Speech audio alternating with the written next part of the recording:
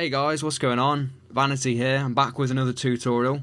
In this video, I'm going to go through a track that I've made in the style of Flying Lotus, which I briefly played in part 1. So if you've not yet watched part 1, I recommend that you go back and watch that one first. I'll put an annotation to it around here somewhere, so just click that and go on back. And yeah, I want to get straight into this one. So if you've watched part 1, you'll know that we discussed where Flying Lotus sits all of his different instruments. So I just want to briefly go over that again. Very briefly, in fact. So he sits his bass line around 40 Hz. His kick drum is usually then sitting around 80 Hz. You've got the main instrumentation sitting between around, 500 to 1.5k. You've then got the snare drum sitting at 2k, and then he sits his main kind of hi-hat or his percussion around 10 kHz, so around this little area here. He then rolls his track off around 15 kHz and around 20 Hz at the low end. So enough on that, let's get straight into the example track. Now if you have watched part 1 and if you don't remember it, I'm going to play it now anyway. If you don't want to listen to it again, or you're not bothered about listening to the track in its entirety, I'll put a kind of either an annotation on the screen or a link in the description box that you can click on, and we'll skip the track and go straight into the start of the tutorial. So without further ado, let's get straight into it.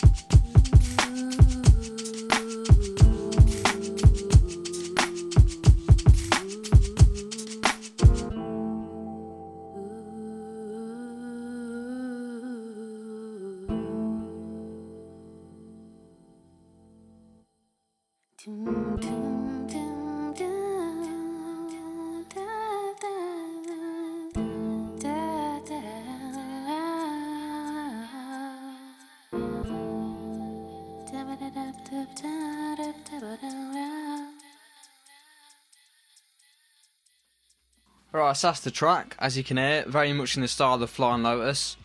So I'm going to say now that my main reason for making this tutorial is that, when you listen to a Flying Lotus record, it can be kind of confusing or even overwhelming as to where to start to actually analyse his sound, because, he's got multiple layers in there. But when you actually see a Flying Lotus record and you see the kind of the digital audio workstation, the project for that track, you can kind of see that it's a lot more simpler than you initially thought. So you can see here that there's literally maybe, 3 main music loops: reverse vocals, bleeps and harp, and then really just drums and 808 bass, and that's really all the track is. It's very simple. As I wrote it in a hotel room, I've not really got many processing going on in here. I have been over this a couple of days ago just to clean it up and name all the channels. I've replaced, I did have a liquid mix as my default compressor on this project, but I'm now using FabFilter's Pro C2, which they just released a few months ago, which is a fantastic compressor, so I definitely recommend that. So that's enough of me babbling on. I want to get straight into the tutorial. So first of all, let's look at the kick drum.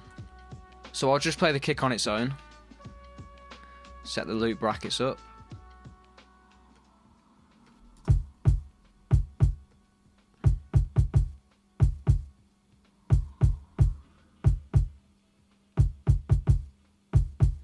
Before I get too much into the processing, I want to quickly look at the kick drums being offbeat. Flying Lotus is very well known for his wonky drum rhythms. When I say wonky, I mean not quantized. imagine playing in a drum beat on machine, you know, it's going to be out of time slightly. Flying Lotus kind of keeps this, and he almost exaggerates it to the extreme as to where all of his drums are completely offbeat. And he does it in a way through using sidechaining that his drums still fit with the rest of the record, even though he may have used maybe a sample in there that's come from a kind of normal 4/4 record that's, you know, on beat and quantized. So yeah, you can see here the start of the 9th bar, you got the first beat here, and you can see this is hitting, I don't know, a few milliseconds behind that, so it's late. And this goes for all the kicks in the project. Same with the snares too. You'll see that the snares by default should hit here, but they're hitting, I don't know, a few fractions of a second later. Now you want to experiment with quantization and not actually quantizing your drums, because it works well for some records but not for all. You can see that these drums are in audio, not in MIDI, so I can't quickly show you the before and after of what they sound like quantized and unquantized. But nevertheless, I want to get into the processing. So there's nothing on either of the kick channels, and the samples I've used are, the Roots kick is from a Roots and Quest Love sample pack, which I believe is a free download. This kick here, the V2 kick 008, is from a Ninth Wonder sample pack, I believe. That I think they're both free, I'm not sure. I'll provide in the description a list of where you can find all these samples. I can't actually provide the samples due to copyright purposes if they are paid for, but I can provide links as to where you can get the actual free sample packs for free. So yeah, we'll go to the bus. So I always recommend bussing all your drums. So you can see here that I've got a kick bus and a snare bus, and later on you'll see a percussion bus. So I'm grouping all the kick drums and processing them together, which is definitely something I recommend. I'd also recommend compressing all of the drums together. So all of the kicks, all of the snares, all of the percussion, putting them in another bus and compressing the whole lot together. This just really glues and kind of solidifies all of the drums together and make it a really tight and well controlled drum groove. I haven't done that in this track because I wanted the drums to be a little bit more free spirited due to the nature of what I'm trying to accomplish. So yeah, I've got pretty standard EQ, I believe. Yeah, cutting at 500, so I always take a dip around 500 just to remove any mud. I'll then cut at 25 Hz just to stop it interrupting with the bass, and also to stop any flutter on monitors. And you don't actually need frequencies that low. Frequencies that are that low, you more kind of feel than hear anyway. So I'll just give you a before and after of this 500 frequency. I'll exaggerate it to start with so you can really hear it.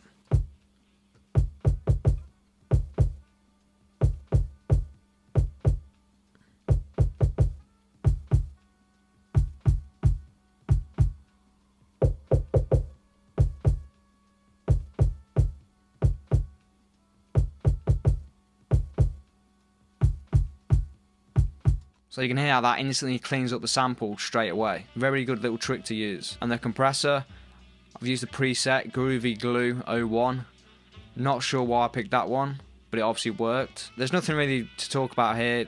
-11 threshold, 3.4 ratio, attack of 1 millisecond and release of almost 600 milliseconds. Again, nothing that fancy. I've actually made a separate tutorial video on compression if that is something you're having trouble with, so I'll put an annotation to that around here somewhere, so you can watch that after the video, or you can go and watch it now if you'd like. So onto the snare. Again, you'll see a running theme throughout this tutorial. This track is extremely simple. Nothing fancy going on at all. As I said a few minutes ago, when you listen to a Flying Lotus record, it can sometimes be kind of overwhelming to all the kind of sounds in there, but when you break it down, you actually can see, like I said, a project. You actually can understand and kind of like contextualize what goes into a record. I want to mention this now actually because I feel I've kind of led onto the subject of it, is that I try and separate my two production processes. So what I call production processes, I have a creative process and then a mixing process. Let's say for example you're writing a track over a weekend. Sunday would be my creative day where I just sit down, get all my ideas down, don't necessarily worry about structure, and definitely don't worry about any mixing decisions. I just slap everything in and just kind of hope for the best. The second day will be the mixing day, so the Sunday is the day when I actually sit down with a different headspace, different mindset, get all my plugins open and just sit and mix the record to the kind of technical rules, if you like, or not to the rules, but kind of like to my own principles that I like to keep throughout my records. So I just wanted to mention that. So again, the snare, I'll just play in solo.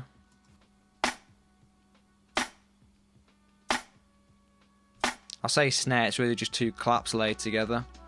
A J did the clap, and then this looks like this is from a drum loop of some kind, sample phonics. So some kind of sample phonics drum loop. It'd be some kind of hip hop drum loop, I imagine. So the plugins on this, again, no plugins on the individual tracks. I've just got the same two plugins. We're moving at 500 Hz. I'll just show you what that sounds like again.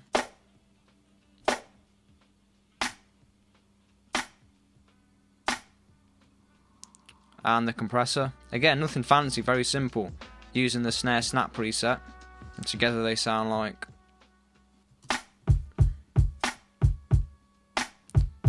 With the percussion.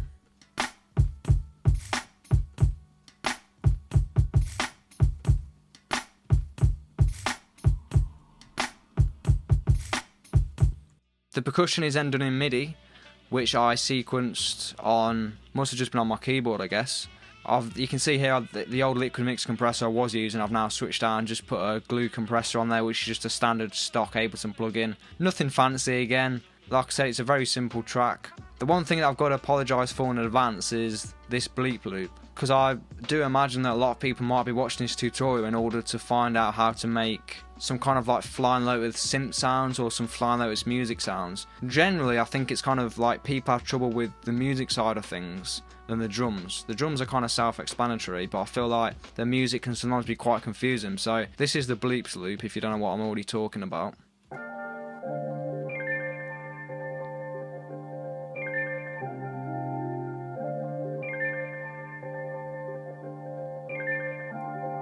So the reason I have to say I've got to apologise is because I have no idea where I found this loop or if I made it or not. Like I said, I made this track a year ago, so I honestly can't remember. I imagine it's from one of three places, either from a record, from a sample pack, or I made it on a synthesizer.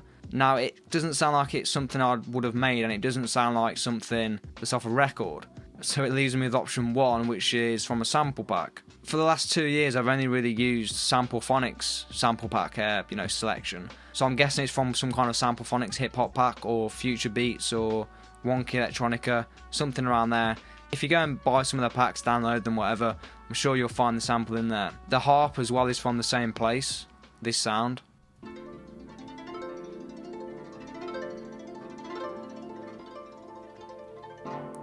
I've then got a vocal reverse, which I think I sampled from a soul record. I then reversed it and slowed it down.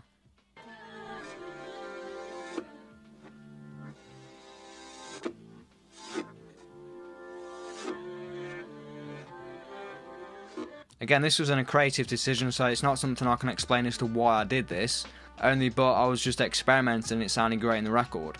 One common characteristic over these three sounds is they're both sidechained to the kick and the snare. So when the kick and the snare plays, the samples would duck in volume very slightly. This is also the same on the vocals, which are down here, and I believe the percussion. One of the main reasons for sidechaining your percussion, actually there's two reasons. So one is because when your kick and your snare hit, or when your kick and your snare punch through in a mix, there's nothing obscuring them. There's nothing in their way. They can come out cleanly and they sound perfect. Another reason is because your percussion sort of forms around the kick and the snare. So even though you've kind of already sequenced your percussion, it gives it a kind of added layer of dynamic kind of like, can't think of the word. It just gives it another kind of variation, and it just sounds kind of cool, I think. And again, there's nothing obscuring the kick or the snare, so as soon as they hit, they sound wicked. And that was one of the main things in the Flying Lotus record I felt was kind of how good his kick and his snare sound. Even though there's so many layers of like, music, vocals, effects, his drums never fail to be sitting right at the front of the mix, and that's done through sidechaining, which is the common kind of running theme throughout the last episode, which was on Jay Dilla. He used sidechaining throughout all of his records. Flying Lotus has kind of took this principle and used it to the extreme. So that's almost everything in a nutshell. The last thing I want to mention is the Aoa Bass, which again, extremely simple.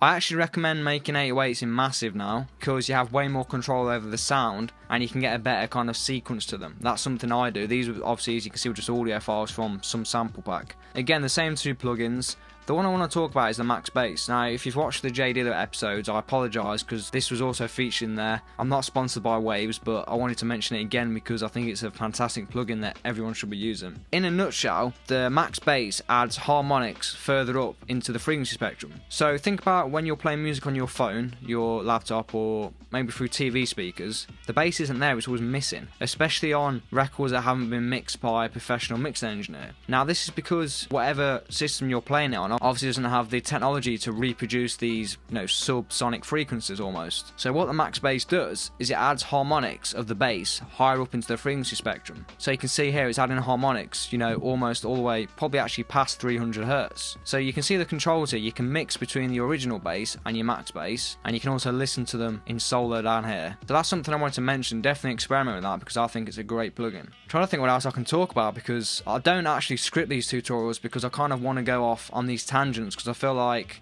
people are going to get more out of them if I do that.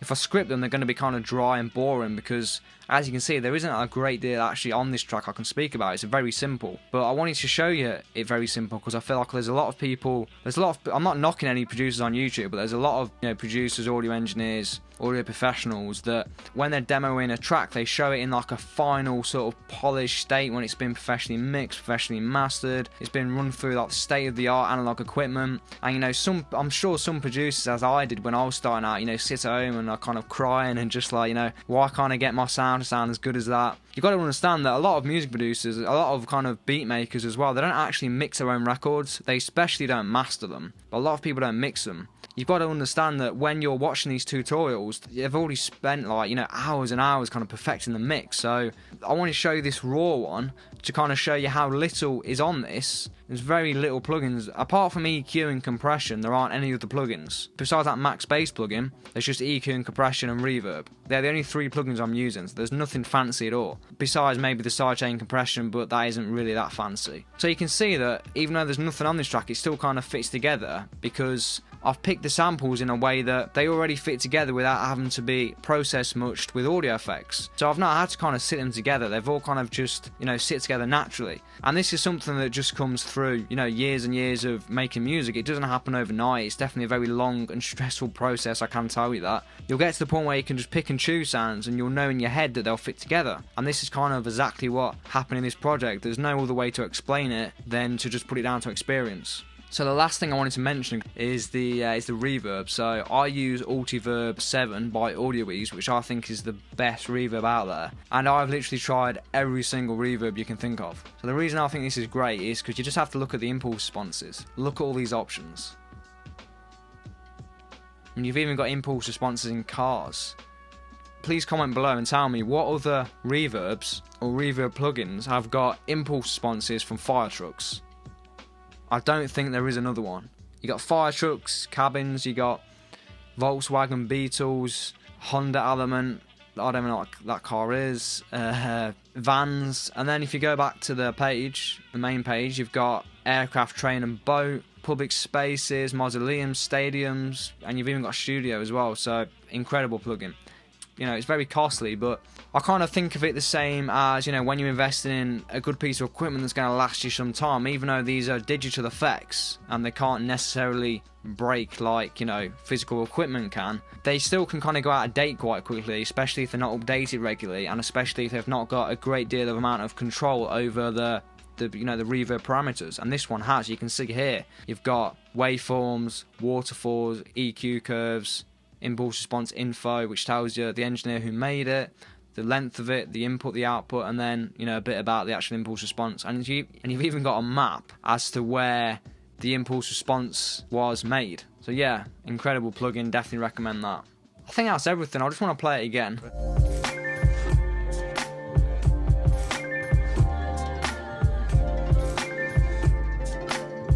Oh yeah, the vocals. The vocals aren't really that interesting, I guess, but it's probably worth mentioning. Yeah, they're sidechained.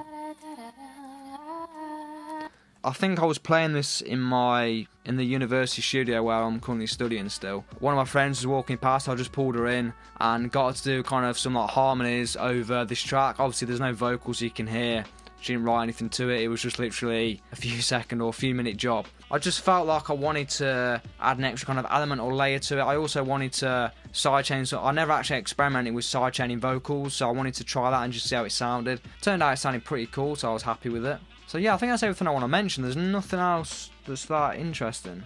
In fact, what's this? Oh yeah, I got a female pants as well. Again, these are just random sounds that I threw in that, just worked. Now listening to that on its own, you wouldn't think anything of it, but you put it in a mix. You put it in kind of like contents with all this other stuff. and it just works. Yeah, that's everything I think in a nutshell. Please leave lots and lots of comments below asking questions. I always get back to people asking questions. I like people asking questions because it shows that they're interested and that I can improve my commentary. So yeah, if this has helped you guys, please like and subscribe. I'm currently uploading a new video every Sunday. I'm also going to start uploading one on Thursday eventually as well, but there's definitely going to be a new one every Sunday, so please watch out for that. So thanks for your time, guys. I always appreciate you stopping by. And until next time, this is me signing out. Peace.